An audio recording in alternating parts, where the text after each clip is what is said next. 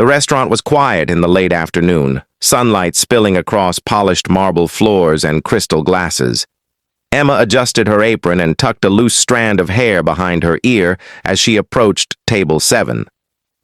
The man seated there wore a tailored navy suit and a gold watch that flashed whenever he moved his hand. His posture screamed confidence, no, superiority.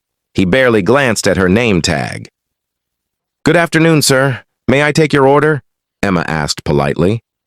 Instead of responding in English, the man began speaking rapidly in French, his tone sharp and exaggerated. He didn't look at the menu, he looked at her, waiting. Emma blinked. "I'm sorry, sir?" He repeated himself, louder this time, adding a small smirk. A couple at the nearby table turned to watch. The man leaned back in his chair, clearly enjoying the attention. "I suppose," he said in English with a mocking sigh, "this place doesn't train their staff very well." A faint flush rose to Emma's cheeks, but her expression remained calm. She straightened slightly. Then, in flawless French, she replied, "Monsieur, if you would prefer to practice your pronunciation before attempting to embarrass someone, I'd be happy to recommend a tutor. Now, would you like the sea bass, or shall I give you a moment to decide?" Silence. The smirk disappeared. The couple nearby gasped softly.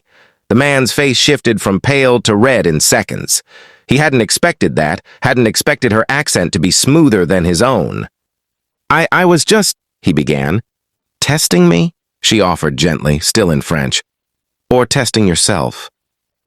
He cleared his throat and switched back to English. "The sea base will be fine." "Excellent choice," she said, jotting it down. As she turned to leave, he spoke again, but this time there was no arrogance in his voice. "Where did you learn to speak like that?" Emma paused. "Paris. I studied international business there before my father got sick. I'm saving to finish my degree." Something changed in the man's eyes, something quieter.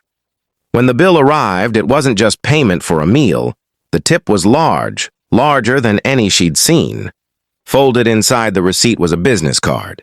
"If you're still interested in international business," he said awkwardly as she picked it up, "my company offers scholarships for students who deserve them." Emma met his gaze, steady and confident. "Merci, monsieur," she said softly.